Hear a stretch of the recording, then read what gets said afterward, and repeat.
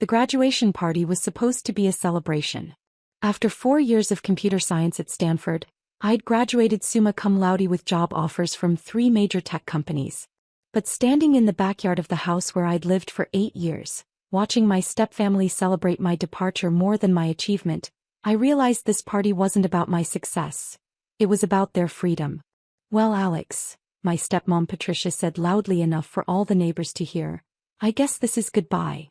I looked up from the barbecue where I'd been quietly grilling burgers for everyone else. "Goodbye. Oh, didn't your father tell you?" Patricia's smile was sharp as a knife. "We've decided to downsize. This house is really too big for just the 3 of us and frankly too expensive to maintain with someone who doesn't contribute to the household." My dad, who'd been married to Patricia for 8 years, nodded uncomfortably. He'd never been good at confrontation, which is probably why he'd let Patricia make most of the family decisions since they'd gotten together when I was 14. "Downsize to where?" I asked. "Oh, we're not downsizing," my stepsister Brittany chimed in from her lounge chair by the pool. "We're upgrading. Dad got a promotion and we're moving to that new development in Westfield. You know, the one with the golf course. The houses there start at $800,000, my stepbrother Kyle added, not looking up from his phone. "Way too nice for someone who's going to be living on an entry-level salary." The neighbors, our neighbors, people I'd known for 8 years, laughed politely at Kyle's joke. Mrs. Henderson from next door actually nodded approvingly. "It's probably for the best," Patricia continued, warming to her audience. "Alex has always been a bit different from the rest of us. It's time for him to learn to stand on his own 2 feet. But this is my home," I said quietly. "Your home." Patricia's laugh was like breaking glass. "Sweetheart, this is our home. You've been a guest here and now it's time for you to find your own place." What Patricia didn't know, what none of them knew, was that I hadn't exactly been struggling financially during college. While they thought I was just another broke student living off Dad's generosity, I'd actually been building something extraordinary. It started sophomore year when I developed a mobile app for tracking campus dining hall wait times. Nothing fancy, just a simple interface that helped students avoid crowds. But when I showed it to my computer science professor, he suggested I patent the underlying queue prediction algorithm. That algorithm caught the attention of a logistics company, who licensed it for $2.3 million. Suddenly I wasn't broke anymore. But I was smart enough to keep quiet about it. I used that money to start developing more sophisticated logistics software, working with a team of graduate students I hired as contractors. Within 2 years, we'd created a supply chain optimization platform that revolutionized how retail companies managed their inventory. When Amazon offered to buy the platform for $47 million, I was 21 years old and secretly one of the youngest millionaires in Silicon Valley. But to my family, I was still just Alex, the quiet stepson who spent too much time on his computer. I'd been watching the house situation carefully through my lawyers. Dad and Patricia had been struggling financially for months. Dad's promotion, Patricia mentioned, was actually a lateral move with a small raise, and they'd been borrowing against the house to maintain their lifestyle. 3 months ago, when the bank started foreclosure proceedings, a mysterious buyer had stepped in with a cash offer above market value. That buyer was Phoenix Holdings LLC, one of my shell companies. Last month the sale had closed. Phoenix Holdings, which is to say I now own 2847 Oakwood Drive, the house where I'd lived since I was 14. "When are you planning to move?" I asked, taking another burger off the grill. 2 weeks, Patricia said. "We close on the new house next Friday." "That's cutting it close." "Oh, we'll be fine. The new owners are being very accommodating about timing." I smiled. "That's nice of them." "Yes, well, some people understand what it's like to deal with family transitions." Kyle stood up from his lounge chair, stretching dramatically. "I can't wait to have my own bathroom again. No more sharing with the computer nerd. And I'll finally have a walk-in closet," Brittany added. "This place is so outdated." Dad hadn't said much during this conversation, which was typical. He'd learned long ago that it was easier to let Patricia make decisions than to argue with her.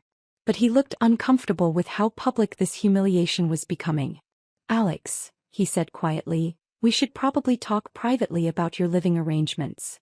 "What's to discuss?" Patricia interrupted. "He's 22 years old, he has a college degree, he has a job lined up. It's time for him to be independent." "I understand," I said. Independence is important. Exactly. Patricia beamed as if I'd finally gotten the point. You'll thank us for this someday. Nothing builds character like having to make it on your own. Mrs. Henderson from next door nodded again. Patricia's absolutely right. These kids today expect everything handed to them. Some of us work for what we have, Kyle said, though he'd never held a job longer than 3 months. Some of us understand the value of family, Brittany added, though she'd made it clear for years that she didn't consider me real family. I continued grilling burgers and listening to my stepfamily explain to the neighbors why I deserved to be kicked out. The irony was perfect. They were celebrating their escape from me while standing in my backyard, eating food I'd bought, planning to move to a house they could only afford because I'd bought their current one. Where will you go? Mrs. Henderson asked me with what sounded like genuine concern. I'll figure something out, I said. Maybe you can find a nice apartment, Patricia suggested. Something small and affordable. Good for a starter place. That sounds perfect. You're taking this very well, Dad said, looking surprised. What's the point in fighting it? I shrugged. You've made your decision. See, Patricia said to the crowd. I told you Alex was mature enough to handle this. He understands that this is what's best for everyone. After the party ended and the neighbors went home, I helped clean up the backyard while my stepfamily went inside to continue planning their move. As I was putting away the lawn chairs, my phone buzzed with a text from my lawyer. Eviction notices ready for delivery. Still want them served tomorrow? I typed back, yes. First thing in the morning. Any special instructions? Make sure Patricia signs for hers personally. The next morning I was up early working in my room when I heard the doorbell ring. Through my window I could see a man in a suit standing on the front porch with a clipboard and several envelopes. Patricia Reynolds? I heard him ask when Patricia answered the door. Yes. I have some documents for you to sign. I made my way downstairs quietly, positioning myself where I could see the front door but remain unnoticed. Patricia was scanning the documents with growing confusion. I don't understand. This says eviction notice. There must be some mistake. No mistake, ma'am. You've been served notice to vacate the premises within 30 days. That's impossible. We own this house. Actually, ma'am, according to county records, this property is owned by Phoenix Holdings LLC. You've been residing here without a valid lease agreement. Dad appeared at the door looking confused. What's going on? Some crazy person is trying to evict us from our own house, Patricia said, waving the papers. The process server consulted his clipboard. Are you Robert Reynolds? Yes. I have documents for you as well. Dad took his envelope and opened it, his face growing pale as he read. This says the house was sold 3 months ago. That's correct, sir. But we didn't sell. According to the bank records, the property was in foreclosure. Phoenix Holdings purchased it through the foreclosure auction. Patricia's voice rose to a shriek. That's impossible. We would have known. Ma'am, foreclosure notices are sent by certified mail. They're also published in the legal notices section of the local newspaper. I could see the realization dawning on Dad's face. He'd probably been throwing away those certified letters for months, not wanting to deal with bad news. There has to be something we can do, Patricia said desperately. You can contact Phoenix Holdings directly. Their information is on the notice. What's their phone number? I'm not authorized to provide that information. You'll need to contact them through their legal representatives. After the process server left, I could hear Patricia and Dad arguing in hushed, frantic tones. Within an hour they were making phone calls, trying to reach Phoenix Holdings, trying to understand how they'd lost their house without knowing it. I went downstairs to find them in the kitchen, surrounded by paperwork and phones. Alex. Patricia looked up desperately. Thank God. We need your help. What's wrong? Someone stole our house. Can you believe it? Some company bought it without telling us. That's terrible. We're trying to reach the owners, but they're hiding behind lawyers and shell companies. Your generation is good with computers. Can you help us track them down? I sat down at the kitchen table and looked at the eviction notice. Phoenix Holdings LLC. I can do some research. I pulled out my laptop and made a show of searching for information, typing random queries and clicking through websites. Anything? Dad asked anxiously. It's complicated. Phoenix Holdings appears to be owned by another company which is owned by another company. It's a pretty sophisticated corporate structure. Can you find out who's really behind it? I can try, but it might take a while. Patricia was pacing the kitchen like a caged animal. This is insane. You can't just steal someone's house. Actually, I said, still typing, it looks like they didn't steal it. The property was legally purchased through a foreclosure auction. What foreclosure auction? According to these records, you missed several mortgage payments and the bank initiated foreclosure proceedings 4 months ago. Dad's face went ashen. I thought we had more time. You knew about this? Patricia spun around to face him. I was handling it. I thought I could catch up on the payments. You thought? Kyle and Brittany appeared in the kitchen, drawn by their mother's screaming. What's all the yelling about? Kyle asked. Your stepfather lost our house. Patricia shouted. What do you mean lost our house? Dad slumped into a chair. I fell behind on the mortgage payments. The bank foreclosed.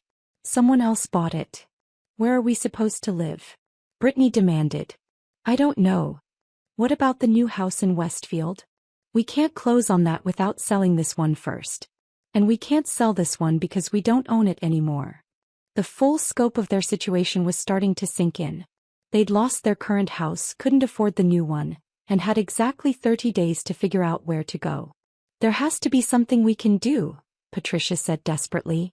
We can fight this in court. With what money? Dad asked. Legal fees would cost more than we have. Maybe we can negotiate with the new owners, Kyle suggested. Offer to rent it back or something. How do we even contact them? Brittany asked. I looked up from my laptop. I found something. Phoenix Holdings is managed by a law firm downtown. Harrison, Wells and Associates. Patricia grabbed her phone. I'm calling them right now.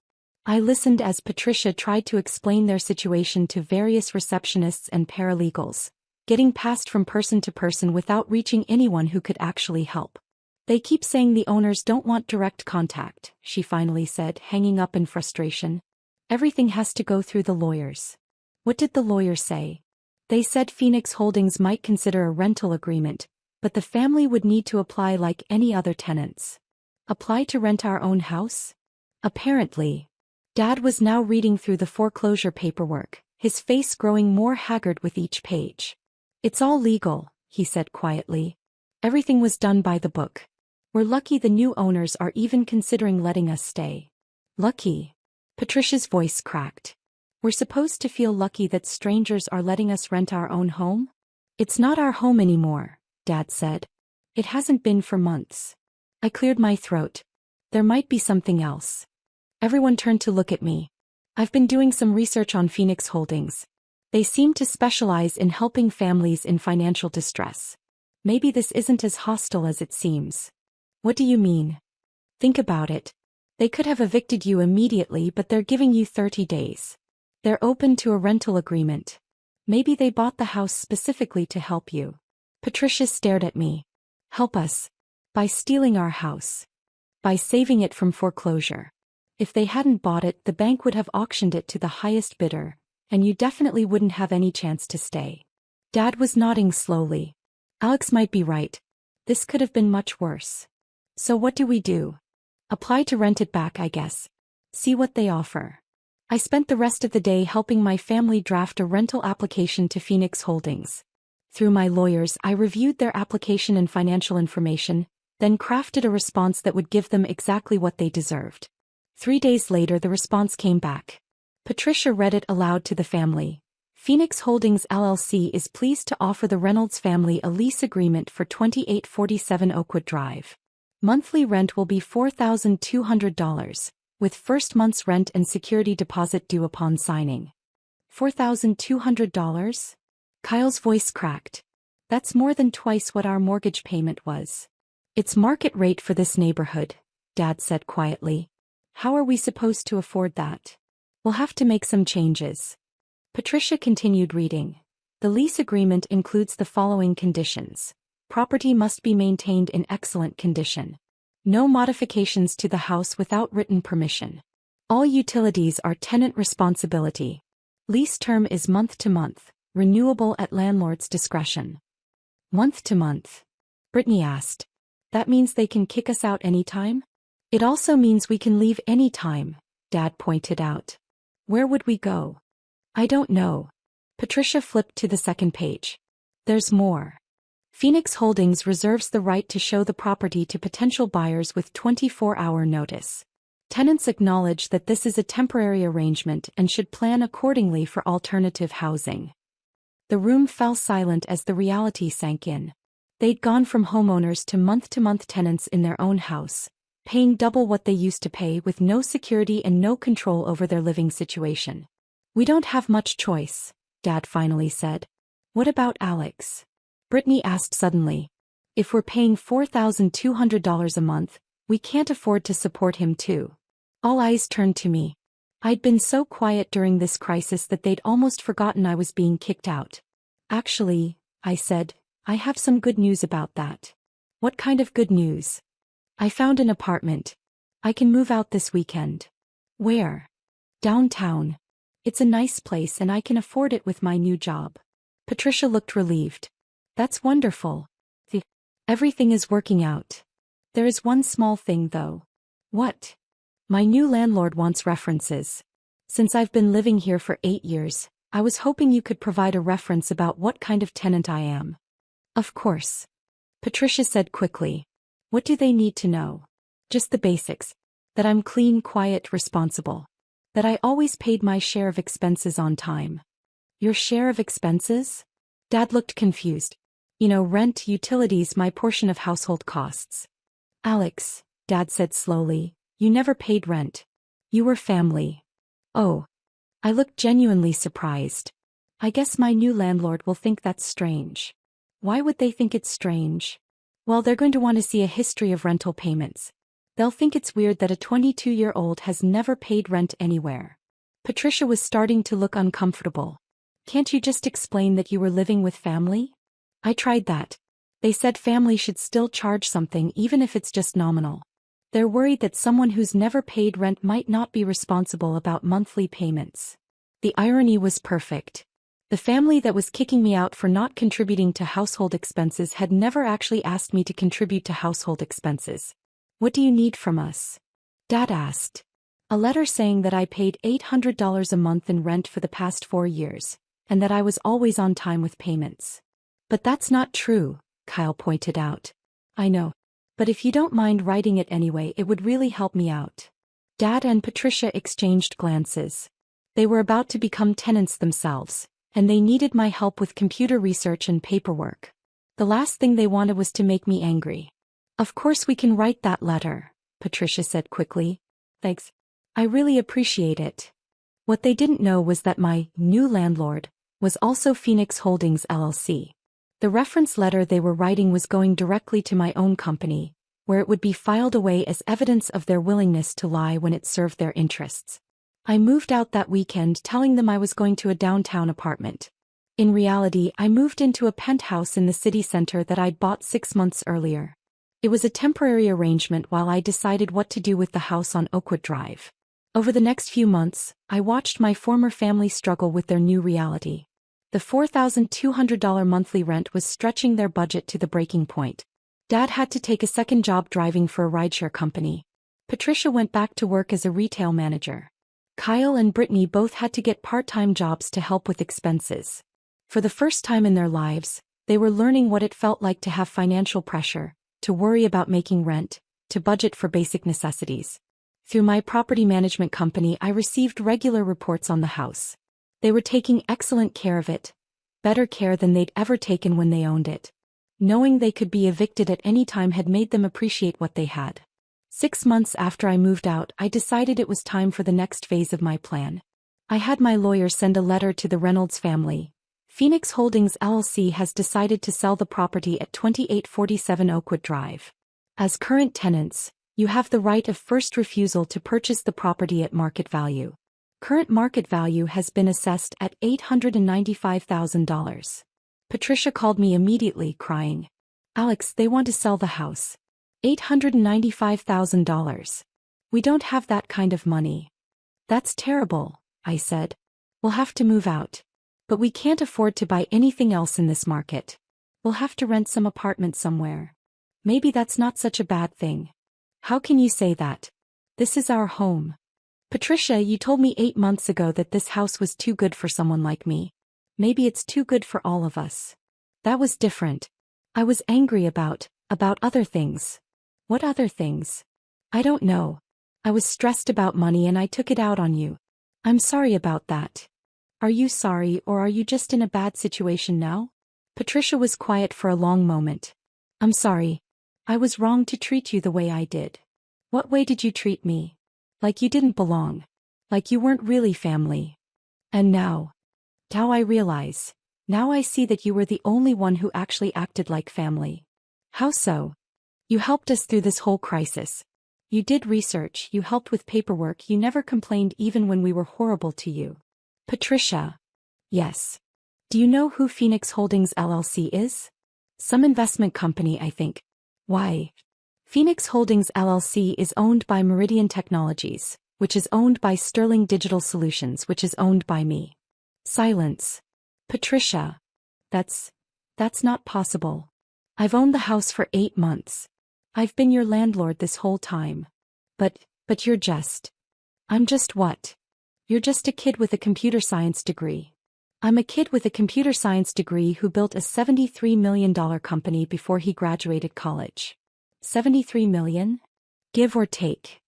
Alex, I don't understand. I know you don't. You never asked what I was actually doing. You just assumed I was failing because I didn't fit your definition of success.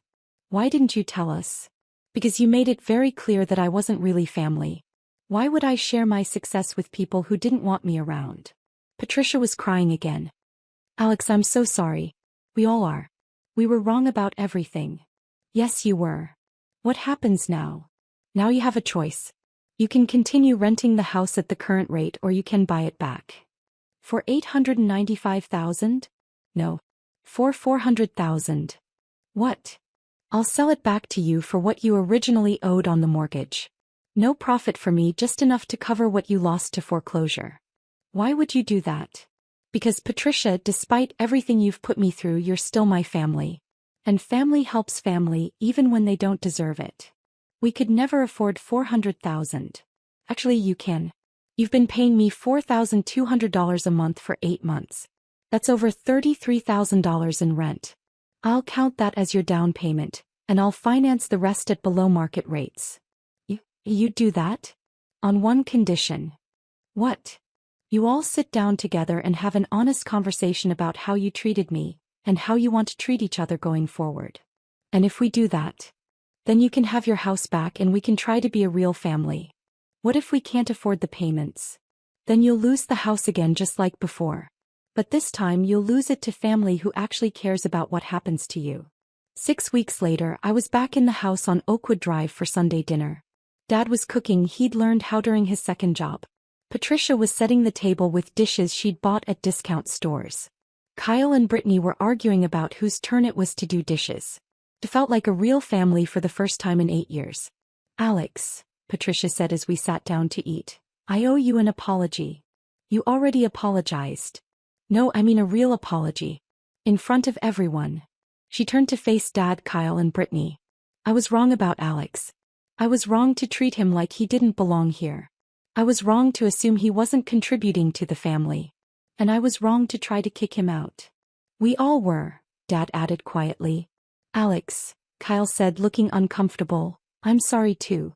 I always acted like you were the loser stepbrother, but you were the only one actually building something with your life. Same here, Brittany said. I was jealous that you were so smart, so I tried to make you feel bad about it. I looked around the table at my family. My real family, the people who'd taken me in when I had nowhere else to go. The people who'd given me a home even when they didn't know how to make me feel like I belonged. Here's what I think, I said. I think we all made mistakes. But I also think we can do better. How? By actually being a family. Not just people who live in the same house, but people who support each other's dreams and celebrate each other's successes. Even when we don't understand them? Patricia asked. Especially then. Dad raised his glass of water. To family. The real kind. To family, we all repeated.